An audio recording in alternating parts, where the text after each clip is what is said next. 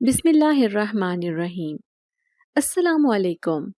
بہن، یہ جہیز کی لسٹ ہے، دیکھ لینا آپ ایک نظر اس کو۔ ویسے تو ہمارے گھر میں کسی چیز کی کوئی کمی نہیں، لیکن جب مجھے پتا چلا کہ آپ اپنی بیٹی کو ڈھیر سارا جہیز دینے والی ہیں تو میں نے سوچا کہ کیوں نہ میں انہی چیزوں کا کہہ دوں جن کی ضرورت گھر میں ہے، ورنہ بیکار کے سامان کا بھلا میں نے کیا اچار ڈالنا ہے۔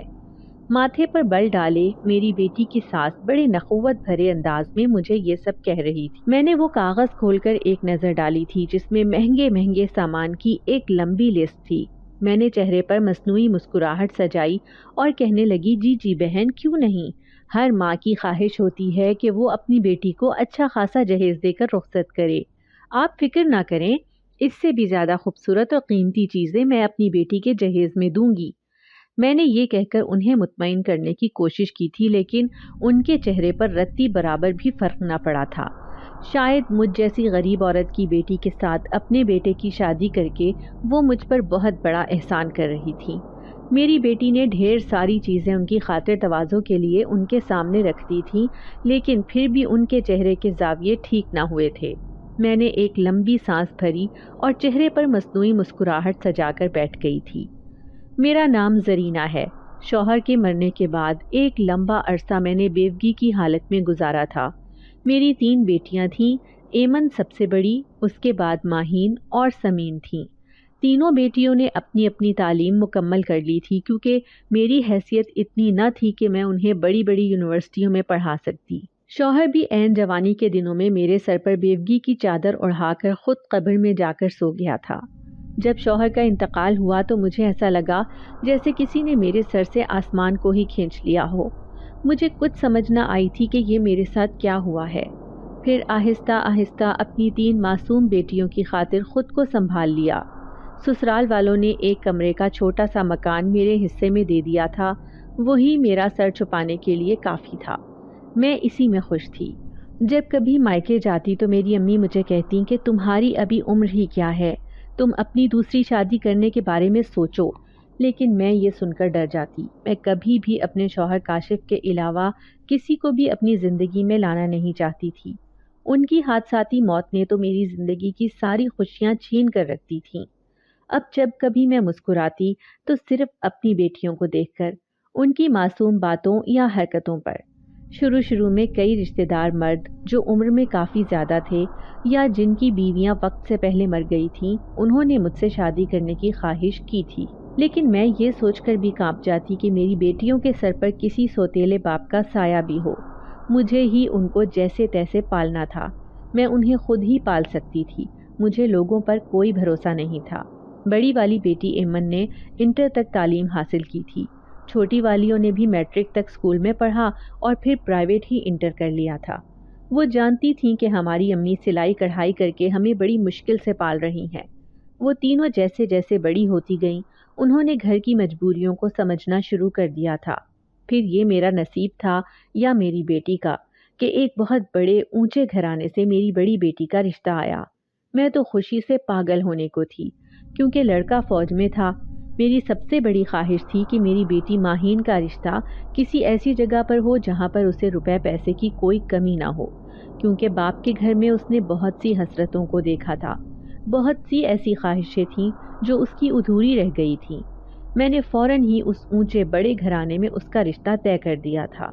یہ بھی نہ سوچا کہ رشتہ ہمیشہ جوڑ کے لوگوں کے ساتھ ہی کرنا چاہیے۔ جب ہی تو منگنی کے بعد جیسے ہی اس کی ساس پہلی دفعہ میرے گھر آئی تو کہنے لگی کہ ہمارے خاندان میں سب کی بہوئیں بہت زیادہ جہیز کا سامان لے کر آتی ہیں، اور پھر انہی بہوؤں کی تعریفیں ہوتی ہیں جو جہیز میں قیمتی اور ڈھیر سارا سامان لے کر آئیں۔ اگر آپ بھی اپنی بیٹی کی عزت بنانا چاہتی ہیں تو میری بات پر غور کر لیجئے گا۔ وہ تو یہ کہہ کر چلتی بنی، لیکن اب جیسے میری نیندیں حرام ہو گئی تھیں۔ میں تو اپنی طرف سے اس کا چھوٹا موٹا جہیز جوڑے بیٹھی تھی، نہیں جانتی تھی کہ اس کے جہیز کے لیے مجھے یوں پریشان ہونا پڑے گا۔ میری آنکھوں کے نیچے حلقے پڑ رہے تھے، کوئی راہ سجھائی نہ دیتی تھی کہ آخر میں کروں تو کیا کروں۔ اپنے سسرال والوں سے بھی ادھار پیسے نہیں مانگ سکتی تھی، کیونکہ وہ بھی میرے جیسے ہی مڈل کلاس گھرانے کے لوگ تھے۔ اور پھر اگر قرضہ لے بھی لیتی تو بیٹی کی شادی کے بعد بھلا وہ قرضہ کہاں سے بٹاتی، کیونکہ میں تو صرف سلائی کڑھائی کر کے ہی اپنے گھر کا گزارا کر رہی تھی۔ ساتھ میں دونوں بیٹیاں بھی لگ جاتی تھیں، وہ بھی بچوں کو ٹیوشن پڑھا لیا کرتی تھیں۔ اب میری نیندیں حرام ہو رہی تھیں۔ میری بیٹی نے جب مجھے یوں پریشان دیکھا تو اس نے شادی کرنے سے صاف انکار کر دیا اور کہنے لگی کہ امی میں آپ کو اتنا پریشان نہیں دیکھ سکتی، آپ بس رشتے سے انکار کر دیں۔ لیکن میرے سسرال والے اور سارے ہی رشتے دار میرے آس پاس ہی تو رہتے تھے، اگر میں اس کا رشتہ توڑ دیتی تو خاندان والے باتیں بناتے کہ شاید میری بیٹی کے اندر ہی کوئی کمی بیشی تھی جو اس کا رشتہ 1 مہینے کے اندر اندر ہی ٹوٹ گیا۔ دن بدن میری صحت بگڑتی جا رہی تھی، کیونکہ بیٹی کی شادی میں صرف 2 مہینے باقی تھے۔ ایک دن گھر کا سودا سلف لینے بازار گئی۔ واپسی میں گھر کی طرف آنے لگی تو مجھے راستے میں پڑا ہوا ایک کالے رنگ کا بیگ نظر آیا۔ میں سوچنے لگی کہ نہ جانے کس کا بیگ یوں آدھے راستے میں پڑا ہے، ہو سکتا ہے کہ کسی کا گر گیا ہو۔ یہی سوچ کر میں نے اس بیگ کو اٹھا لیا۔ اچھا خاصا وزنی تھا، بڑی مشکل سے اسے اٹھا کر گھر تک لائی تھی۔ پسینہ پسینہ وجود لیے گھر پہنچی تو چھوٹی بیٹی کی نظر فوراً ہی اس بیگ پر پڑی۔ وہ کہنے لگی کہ امی آپ کیا لے کر آئی ہیں؟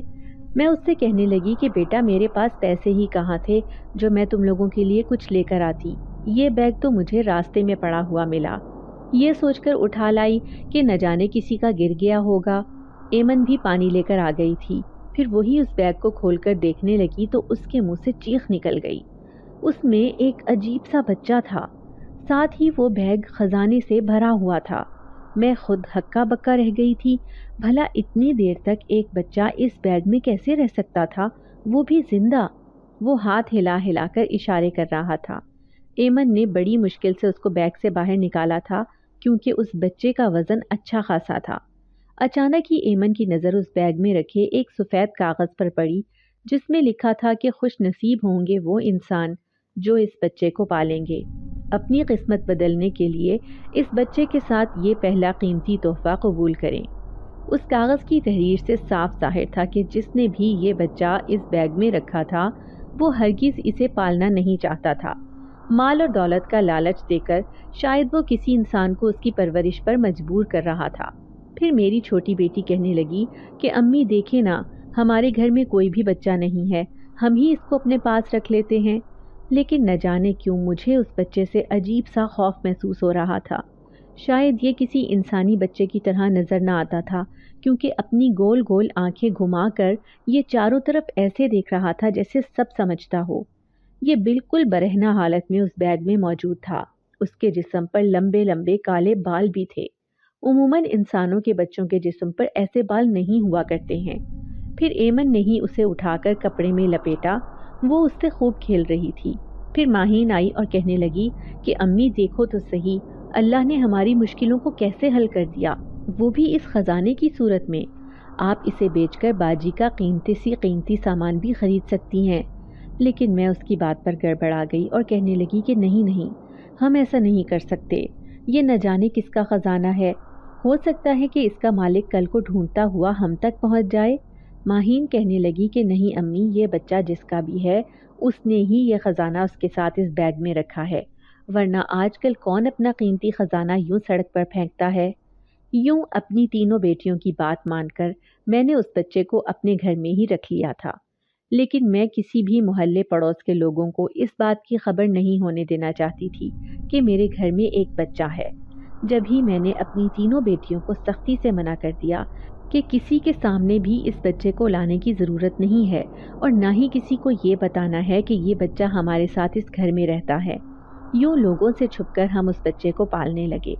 میں سوچ بھی نہیں سکتی تھی کہ میری قسمت یوں بدل جائے گی۔ وہ سارا خزانہ میں نے اپنے صندوق میں چھپا دیا تھا۔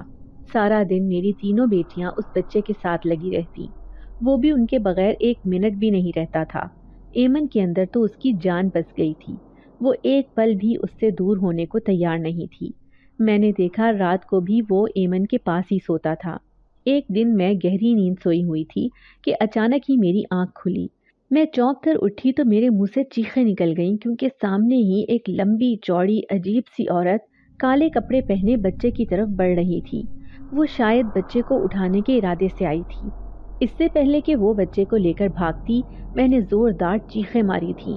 ایک دم سے وہ ہوا کی طرح سامنے سے غائب ہو گئی۔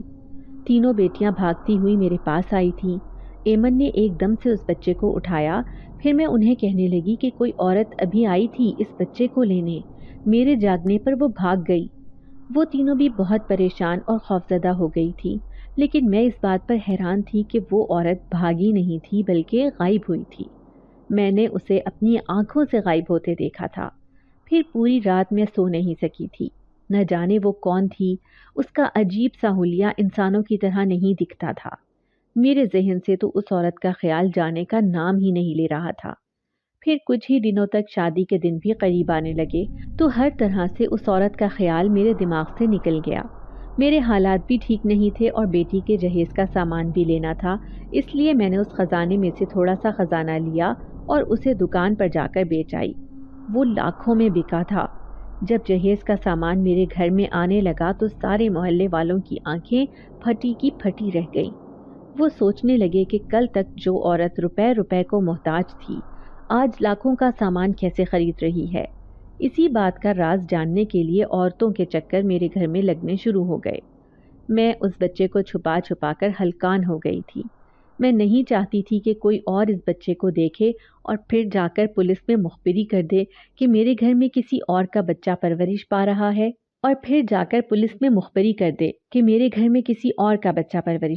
ہے، پھر ایک دن میری تینوں بیٹیاں بازار میں خریداری کرنے گئی ہوئی تھیں اور بچہ پالنے میں ہی لیٹا تھا۔ میں اسے کمرے میں چھپا کر رکھتی تھی۔ اچانک ہی دروازے پر ایک مانگنے والی آئی تھی۔ وہ کہنے لگی کہ میں 2 دن سے بھوکی ہوں، مجھے کچھ کھانے کے لیے چاہیے۔ میں نے ایک ٹرے میں کھانا رکھا اور اس کو دے دیا تو وہ کہنے لگی کہ میں یہاں بیٹھ کر کھا لوں، تو میں نے اسے منع نہ کیا اور خود کچن میں برتن دھونے لگی۔ تھوڑی ہی دیر کے بعد اچانک مجھے ایسا محسوس ہوا جیسے کوئی میرے پیچھے سے گزرا ہے۔ میں پلٹی تھی، تبھی میں نے اس فقیرنی کو بازوؤں میں دبوچے کوئی چیز لے جاتے دیکھا۔ اس سے پہلے کہ میں اس تک پہنچتی، وہ تو ہوا کے جھونکے کی طرح گھر سے غائب ہو گئی۔ میں سمجھ گئی کہ وہ بچے کو اٹھا کر لے جا چکی ہے۔ میں پاگلوں کی طرح اس کے پیچھے بھاگی تھی اور دور تک اس کا پیچھا کیا، لیکن وہ کہیں نظر نہ آئی۔ میری حالت دیکھ کر ساتھ والی پڑوسن کہنے لگی، کیا ہوا زرینہ، تو ایسے کیوں بھاگ رہی ہے؟ تو میں بوکھلا کر اسے کہنے لگی کہ وہ فقیرنی میرا بچہ اٹھا کر لے گئی ہے۔ وہ حیرت سے کہنے لگی کہ کون سا تیرا بچہ؟ تیرے گھر میں تو کوئی بچہ نہیں ہے۔ میں ایک دم گڑبڑا گئی۔ نہ جانے پریشانی میں نے اسے کیا کہہ دیا تھا۔ تبھی چپ چاپ واپس گھر لوٹ آئی۔ میں پریشانی سے رونے لگی تھی کیونکہ وہ بچہ جیسا بھی تھا، مجھے اس سے لگاؤ ہو گیا تھا۔ اور جیسے ہی میری تینوں بیٹیاں گھر واپس آئیں تو انہوں نے میری پریشان حالت دیکھی۔ میں نے انہیں سارا قصہ سنا دیا۔ وہ تینوں بھی رونے لگی تھیں کیونکہ وہ بچہ انہیں بہت عزیز ہو گیا تھا۔ پھر ماہین کمرے میں گئی تو چیختی ہوئی باہر نکلی تھی۔ اس کے ہاتھ میں وہ خالی بیگ تھا۔ کہنے لگی کہ امی یہ کیا ہو گیا ہے؟ اس بیگ میں رکھے ہوئے وہ زیورات غائب ہیں۔ میں دھک سے رہ گئی۔ کہیں بچے کے ساتھ وہ فقیرنی زیورات بھی چوری تو نہیں کر کے لے گئی؟ بظاہر میں نے ایمن کی شادی کا سارا جہیز خرید لیا تھا، لیکن پھر بھی ابھی اس کی شادی کرنی باقی تھی۔ میں پریشانی سے سر تھامے بیٹھی تھی۔ پھر اس رات میں سوئی تو اچانک ہی ایسے لگا جیسے میری چارپائی کے پاس کوئی کھڑا ہے۔ میں نے نیند سے بھری آنکھیں کھول کر دیکھا، وہ لمبا چوڑا ایک سفید داڑھی والا درویش تھا۔ وہ میرے سامنے کھڑا مجھ سے کہنے لگا کہ کیا اس دولت کو واپس پانا چاہتی ہے؟ میں گو کی کیفیت میں گرفتار تھی، بس سر ہلا کر اس بزرگ سے ہاں کہنے لگی۔ ٹھیک ہے، پھر جاؤ اس بچے کو تلاش کرو۔ اگر تم نے اس بچے کو ڈھونڈ لیا تو اس کے ساتھ وہ دولت بھی تمہیں واپس مل جائے گی۔ پھر یہ کہہ کر وہ فوراً ہی میرے سامنے سے غائب ہو گئے تھے۔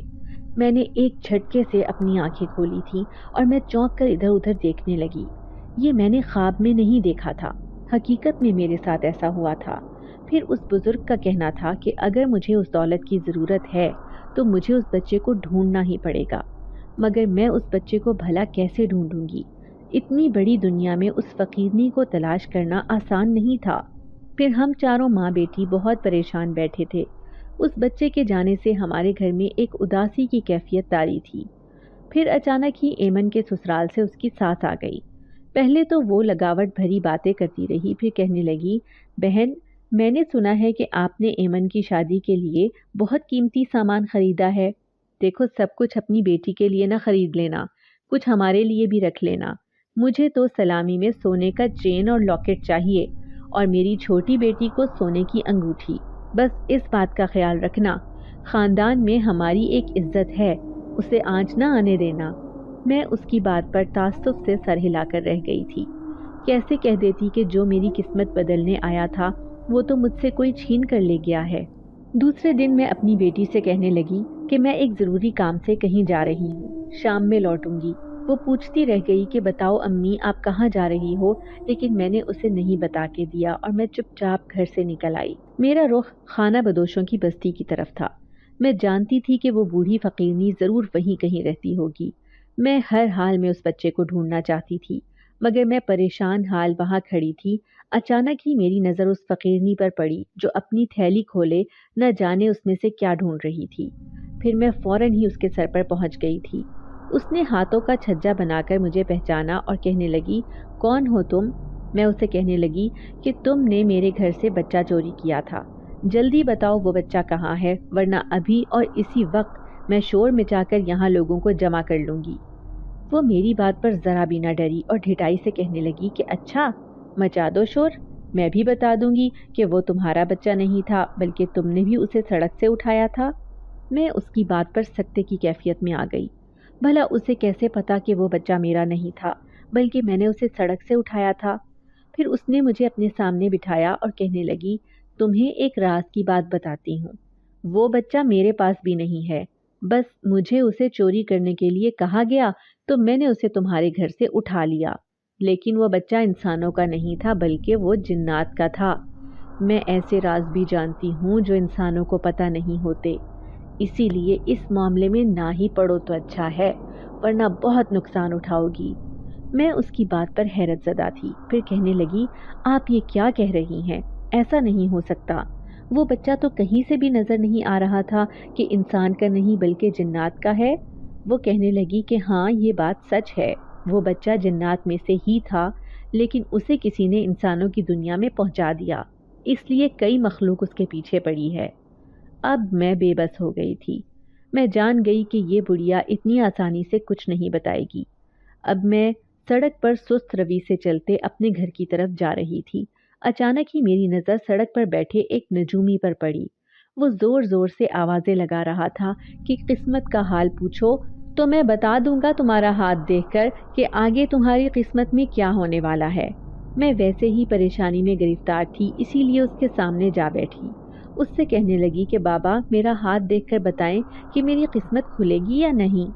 بابا نے غور سے میرا ہاتھ دیکھا، پھر کہنے لگا تمہاری قسمت میں دولت کی لکیر ہے، ان قریب تمہیں بہت سی پریشانیوں کا سامنا کرنا پڑے گا، لیکن پھر تمہیں اتنی ساری دولت ملے گی کہ تمہاری پوری زندگی جنت بن جائے گی۔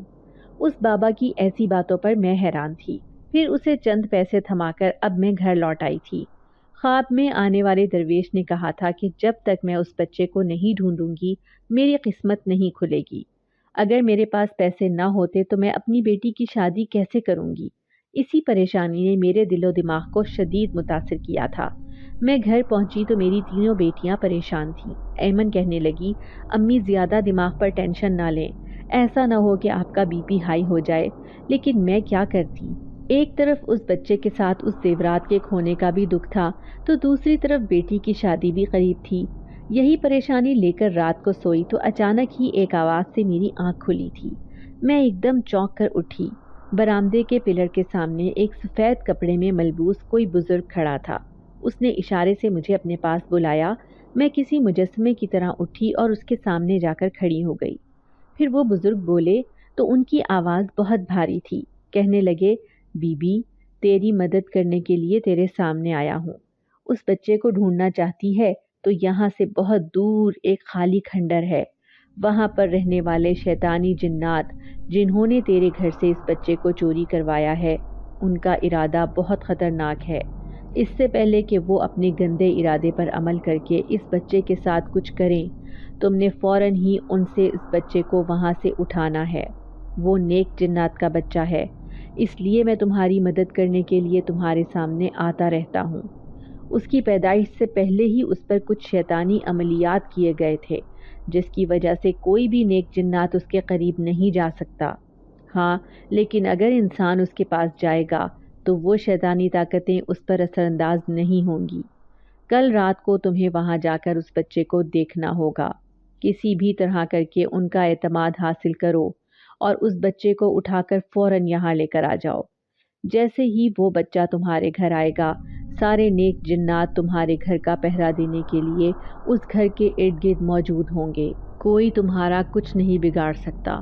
ان شیطانی جنات تک پہنچنا آسان نہیں، لیکن اگر اپنی زندگی بدلنا چاہتی ہو تو یہ کرنے سے نہ ڈرو۔ جاؤ اور جو کچھ میں نے تمہیں بتایا ہے اس پر عمل کرو۔ قسمت بدلنے کی ذمہ داری تمہارے ہاتھ میں ہے۔ یہ کہہ کر وہ بزرگ میرے سامنے سے غائب ہو گئے تھے۔ میں آدھی رات کے اس پہر اس پلر کو غور سے دیکھے جا رہی تھی جہاں تھوڑی دیر پہلے وہی بزرگ کھڑے ہوئے تھے۔ واپس بستر پر تو لیٹ گئی، لیکن نیند آنکھوں سے کوسوں دور تھی۔ یہ تو بھلے ہی وہ بچہ جنات کا تھا، لیکن میری بیٹیاں اور میں اس سے ایک خاص لگاؤ محسوس کرنے لگے تھے۔ میں نے سوچ لیا کہ ہر صورت میں اس بچے کو واپس لے کر آؤں گی۔ ہماری کالونی سے دور ایک اجاڑ اور ویران بستی تھی جو سالوں پہلے سیلاب کے باعث برباد ہو گئی تھی۔ اس میں رہنے والے سارے ہی لوگ گھر چھوڑ کر چلے گئے تھے۔ ضرور وہ ویران کھنڈر اسی بستی میں ہوگا۔ یہی سوچ کر میں نے آج رات وہاں جانے کا فیصلہ کیا تھا۔ میں وہاں اکیلی ہی جانا چاہتی تھی۔ میں نہیں چاہتی تھی کہ میری جوان بیٹی میرے ساتھ جائے اور کسی قسم کی مشکلات کا شکار ہو جائے۔ میں یہ سوچ کر بھی پریشان تھی کہ نہ جانے کتنے دن مجھے وہاں رہنا پڑے گا اور میری بیٹیاں اکیلی اس گھر میں کیسے رہیں گی۔ پھر میں نے ایمن کو اپنے پاس بلایا اور اسے ساری بات بتانے کا فیصلہ کیا۔ جب اس نے میرے منہ سے یہ ساری کہانی سنی تو مجھے منع کرنے لگی اور بولی، نہیں امی، آپ نے وہاں نہیں جانا۔ آپ نہیں جانتی کہ جنات کے معاملات کیسے ہوتے ہیں۔ اگر کوئی ایک بار ان معاملات میں پھنس جائے تو ساری زندگی کے لیے وہ باہر نہیں نکل پاتا۔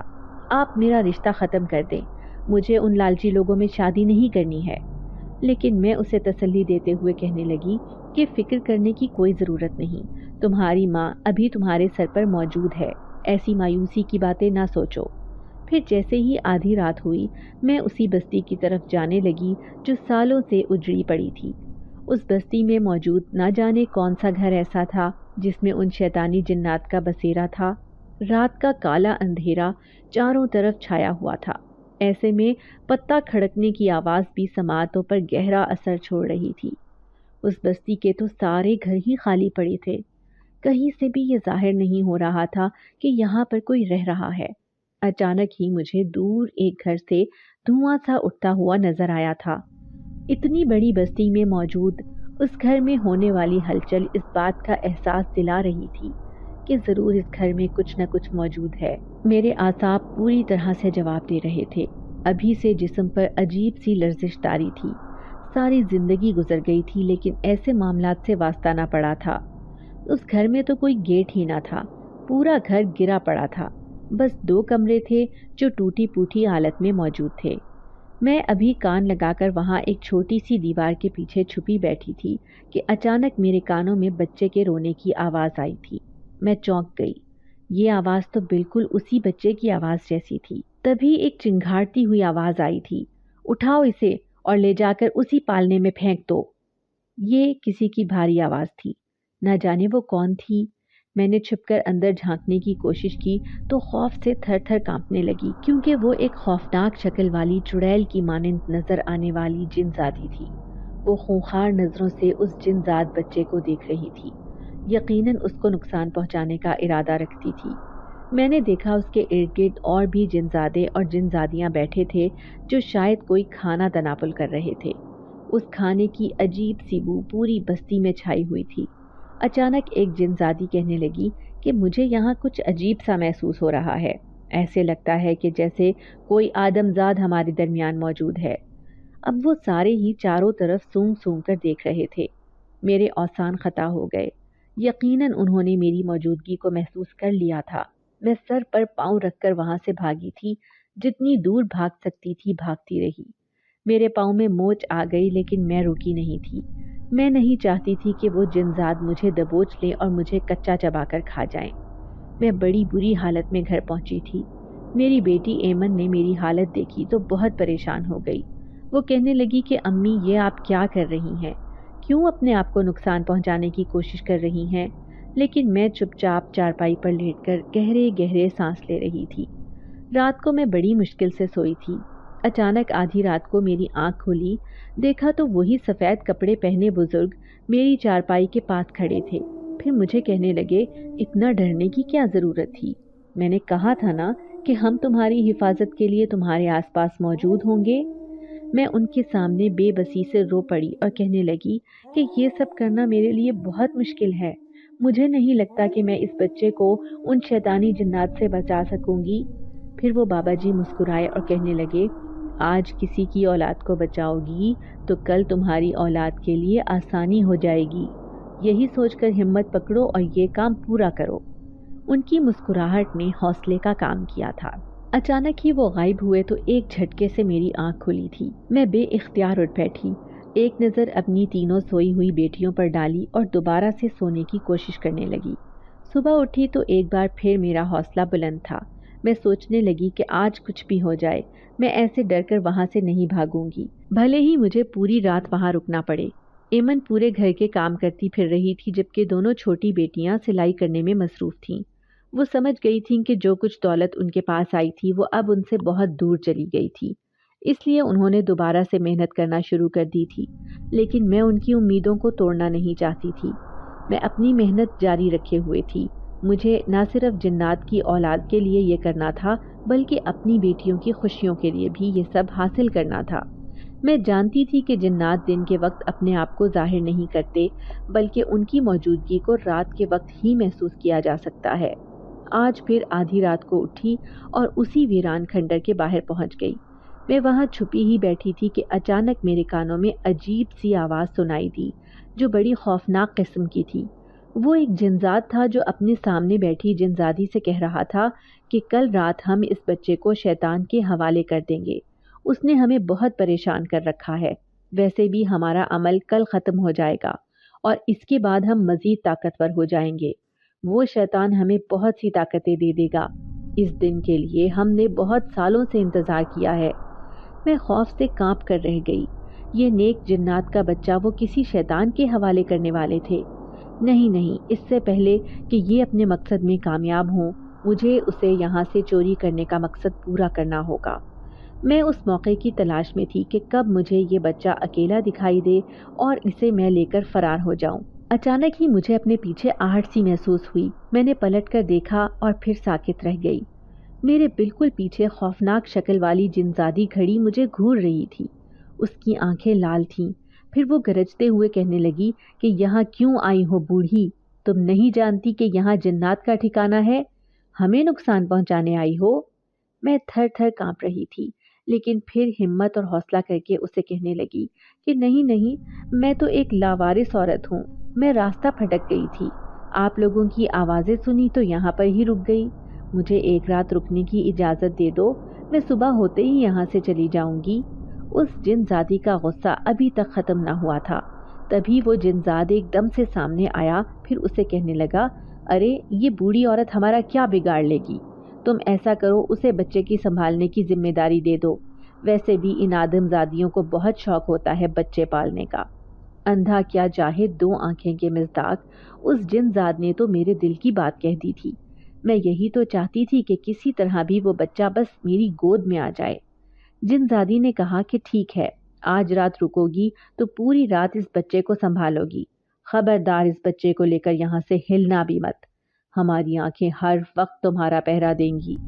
میں نے ان کا شکریہ ادا کیا اور ایک کمرے میں دبک کر بیٹھ گئی۔ اسی کمرے میں فرش پر وہ بچہ پڑا تھا۔ وہ انتہائی چھوٹا تھا، اس کے جسم پر لمبے لمبے کالے بال تھے، گول گول آنکھیں گھما گھما کر دیکھتا۔ وہ انسانوں کا بچہ دکھائی نہیں دیتا تھا۔ میں نے دیکھا وہاں 5 جنزادیاں اور 3 جنزاد بیٹھے تھے۔ وہ چاروں آگ کے الاؤ پر کچھ پکا کر کھا رہے تھے، شاید کوئی جانور تھا جو وہ کسی جنگل سے پکڑ کر لائے تھے۔ مجھے یہ دیکھ کر عجیب سی ابکائی آئی تھی کیونکہ اس گوشت کی بدبو بہت تیز تھی۔ پھر ایک جنزادی دوسری جنزادی سے کہنے لگی کہ تم بتاؤ روپا، بھلا وہ شیطان اس بچے کے ساتھ کیا کرے گا؟ रूपा जिनजादी कहने लगी कि अरे मुझे तो लगता है कि वो इस बच्चे को अपनी ताकतों में इस्तेमाल करेगा। अभी तक तो शहंशाह जिन्नात को खबर हो गई होगी कि उसका बच्चा इतने दिनों से हमारे पास है। हैरत की बात है कि उसने इसे छुड़ाने के लिए किसी को भी हमारी तरफ नहीं भेजा। रूपा जिनजादी जोर जोर से कहकहे लगाकर हंसी थी।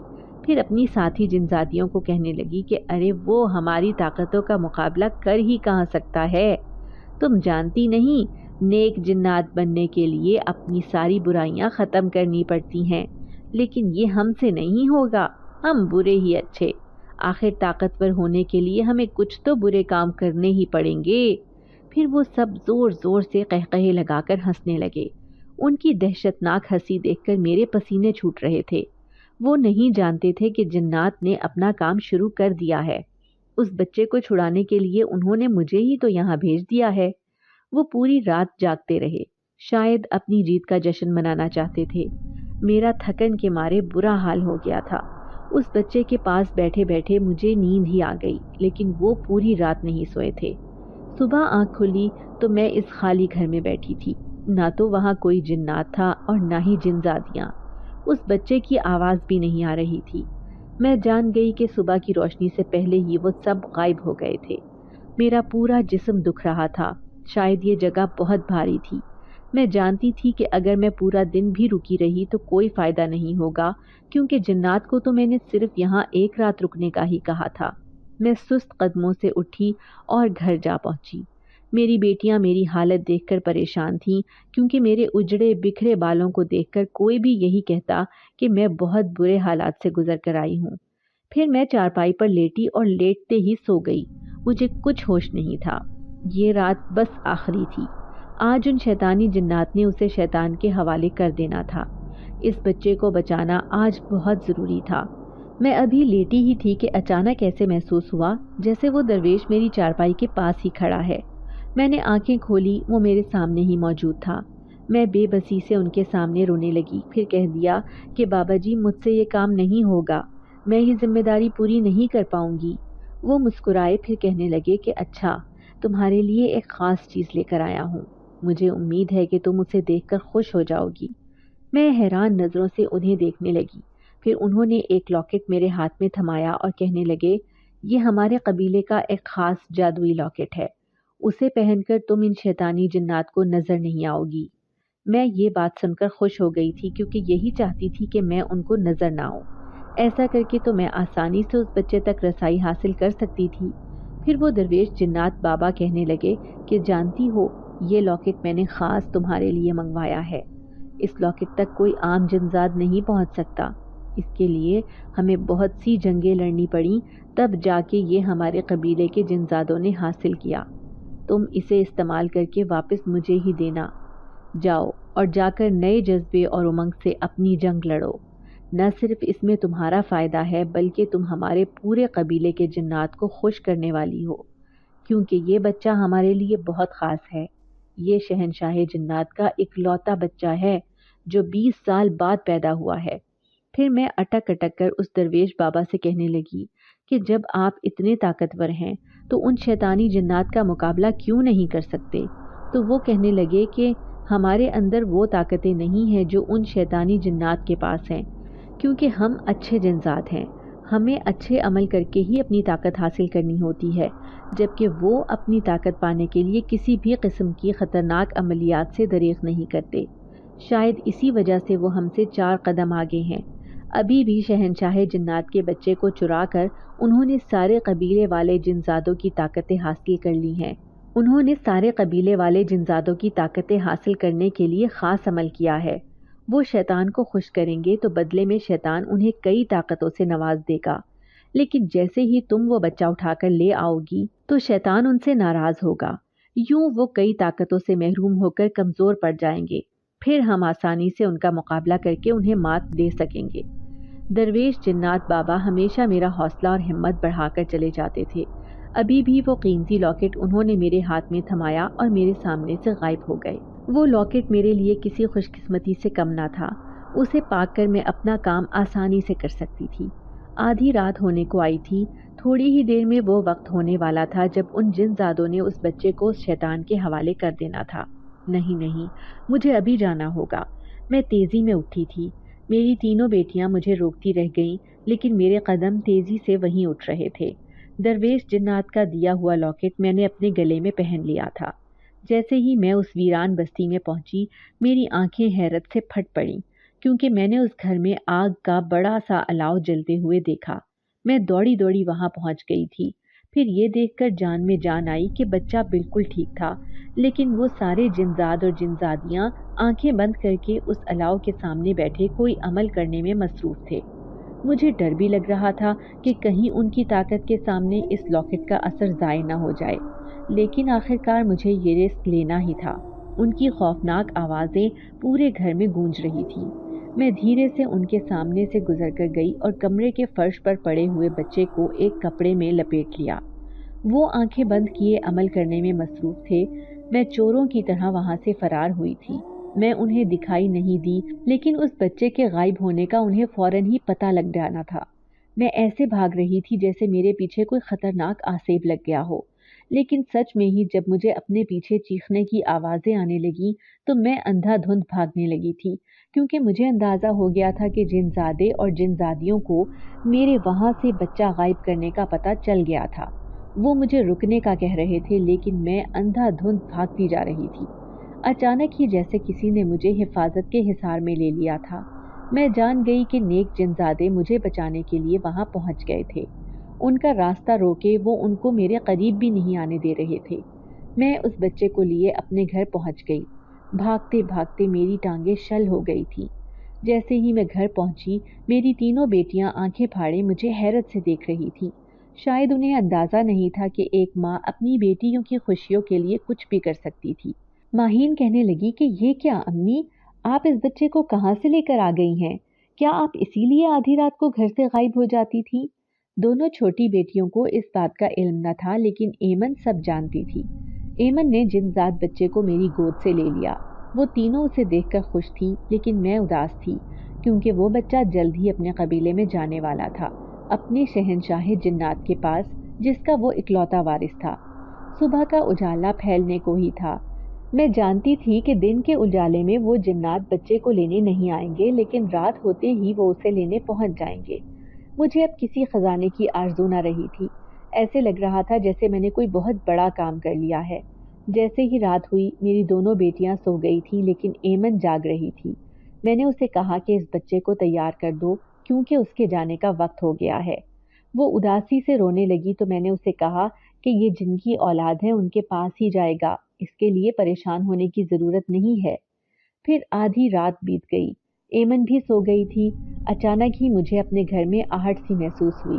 मैंने देखा जब जिनजादों की टोली मेरे घर की दहलीज पर उतरी थी। वो तादाद में कई ज्यादा थे। उनमें वो दरवेश बाबा भी था, जो हर रोज मेरी मदद करने मेरे पास आ जाता था। उन सब जिनजादों के बीच में एक लंबा चौड़ा जिनजादा भी था। फिर मैं समझ गई कि वो शहंशाह जिन्नात था, जो अपनी औलाद लेने आज मेरे घर पर आया था। मैंने वो बच्चा उनके हवाले कर दिया। तभी शहंशाह जिन्नात ने झुक कर मेरी ताज़ीम में सलाम किया और कहने लगा, तुम्हारा बहुत शुक्रिया ए आदमजादी, तुमने मेरे ऊपर एहसान किया है। मेरी इस मुश्किल घड़ी में मदद करके तुमने मुझे अपना गुलाम बना लिया है। आज से तुम्हारे हर दुख सुख में हम शरीक होने आएंगे। अब से तुम हमारी जिम्मेदारी और तुम्हारी बेटियां हमारी बेटियां हैं। उनकी इस बात ने मुझे खुशी दी थी। फिर जिनजादों ने मेरे हाथ में एक बड़ा सा काला बैग थमाया था। मैंने उसे लेने से इनकार किया तो वो कहने लगा, ये हमारी तरफ से एक मामूली सा तोहफा है। उम्मीद है कि उसे पाकर तुम्हारी कुछ परेशानियां कम हो जाएंगी। मैंने शुक्रिया अदा करके वो बैग ले लिया। देखते ही देखते वो सारे वहां से गायब हो गए थे। मैंने उस बैग को खोलकर देखा तो मेरी उम्मीदों के मुताबिक वो जेवरात से भरा हुआ था। यकीनन मेरे इतने छोटे से काम का उन्होंने बहुत बड़ा बदला चुकाया था। मुझे उस बूढ़ी फकीरनी पर भी गुस्सा था, जिसने उन शैतान जिन्नात का साथ देकर उन्हें फ़ायदा पहुंचाने की कोशिश की थी। एक दिन मैं हैरान रह गई जब आधी रात को एक बार फिर मुझे अपने घर में अजीब सी आहट महसूस हुई थी। मैंने आंखें खोलकर देखा तो वही बुजुर्ग मौजूद थे। मुझसे कहने लगे कि एक बात तुम्हारे भले के लिए कहना चाहता हूँ। جس گھر میں تم اپنی بیٹی کی شادی کرنا چاہتی ہو وہ گھر اس کے لائق نہیں۔ ایسا نہ ہو کہ تمہیں اپنے فیصلے پر پچھتاوا ہو، اسی لیے سوچ سمجھ کر وہاں اپنی بیٹی کی شادی کرنا۔ میں ان کی یہ بات سن کر حیران تھی۔ پھر دوسرے دن ایمن جیسے ہی سو کر اٹھی وہ سمجھ گئی کہ یہ زیورات ماں نے کس قدر محنت اور کوشش سے حاصل کیے ہیں، وہ بھی صرف اور صرف میری شادی کی خاطر۔ لیکن دوسرے دن میں اس کے منہ سے یہ بات سن کر حیران رہ گئی جب اس نے شادی سے انکار کر دیا تھا۔ وہ کہنے لگی کہ میں ایسے گھر میں شادی نہیں کر سکتی جہاں پر صرف جہیز کی لالچ میں مجھے شادی کر کے لے جایا جا رہا ہو۔ میں اسے منا کر تھک گئی لیکن وہ اپنے ارادے میں اٹل تھی۔ جیسے ہی یہ بات لڑکے والوں تک پہنچی کہ ہم نے شادی سے انکار کر دیا ہے تو ان کے تو تن بدن میں آگ لگ گئی اور میری معصوم بیٹی پر طرح طرح کے الزام دھرنے لگے۔ لیکن ایمن نے انہیں اس بری طرح ذلیل کیا کہ انہیں منہ کی کھانی پڑی۔ پھر انہیں کچھ بولنے کی ہمت نہ رہی۔ پھر میری تینوں بیٹیاں کہنے لگی کہ امی ہم آپ کے لیے کچھ کرنا چاہتے ہیں۔ ان تینوں نے محنت کر کے اپنا ایک بزنس شروع کیا۔ پھر دیکھتے ہی دیکھتے وہ بزنس پورے ملک میں مشہور ہو گیا۔ میں حیران رہ گئی۔ میری تینوں بیٹیاں بہت محنتی تھیں۔ انہوں نے اس دولت کا اچھا استعمال کر کے اپنی محنت سے اپنی قسمت بدل لی تھی۔ انہوں نے ایک خوبصورت فلیٹ خرید کر میرے نام کر دیا۔ میں ان کی محبتوں پر سرشار رہ گئی۔ آج بھی کبھی یوں ہی فارغ بیٹھتی ہوں تو ذہن میں اس بچے کی یاد اور ان جنات کی مدد کرنا یاد آ جاتا ہے۔ زندگی میں ایسے ایسے واقعات ہوتے ہیں جن پر یقین کرنا مشکل نہیں بلکہ ناممکن ہوتا ہے، لیکن میرے ساتھ تو یہ سب ہو چکا تھا۔ میں نے اپنا وقت بدلنے کے لیے کیا سے کیا نہیں کیا تھا۔ پھر ایک دن میں بازار خریداری کرنے گئی۔ اچانک ہی میں نے ایک بوڑھی فقیرنی کو دیکھا۔ اس کا بوسیدہ لباس اور ملگجا سا حلیہ لوگوں کو کراہت میں مبتلا کر رہا تھا اور وہ آواز لگا لگا کر بھیک مانگ رہی تھی، لیکن کوئی اس کے پاس سے بھی گزرنا پسند نہیں کر رہا تھا۔ میں اس کے سامنے سے گزری تو مجھے ایسا محسوس ہوا جیسے میں نے اسے کہیں دیکھ رکھا ہے۔ اچانک ہی میرے ذہن میں جھماکا ہوا تھا، یہ کوئی اور نہیں بلکہ وہی بوڑھی فقیرنی تھی جو اس بچے کو اغوا کر کے میرے گھر سے بھاگی تھی، جس کے تعلقات شیطانی جنات کے ساتھ تھے۔ مجھے اسے دیکھ کر افسوس ہوا تھا۔ یقیناً شہنشاہ جنات نے ہی اس کا یہ حال کیا تھا۔ میں اس کے حال پر افسوس کرتے اس کے سامنے سے گزر کر آگے بڑھ گئی۔ آج بہت اونچے اونچے گھرانوں کے رشتے میری بیٹیوں کے لیے آتے ہیں، لیکن میری بیٹیاں اپنا مستقبل سنوار کر اب بھی اپنی زندگی کے لیے کچھ کرنا چاہتی ہیں اور میں ان کی خوشی میں خوش ہوں۔ اگر آپ کو آج کی ہماری کہانی پسند آئی ہے تو اسے لائک کیجیے اور اپنے پیاروں کے ساتھ شیئر کیجیے، اور ہاں، اگر آپ نے ابھی تک ہمارا چینل سبسکرائب نہیں کیا تو ضرور کیجیے۔ ملتے ہیں کل ایک نئی اور دلچسپ کہانی کے ساتھ، تب تک کے لیے اللہ حافظ۔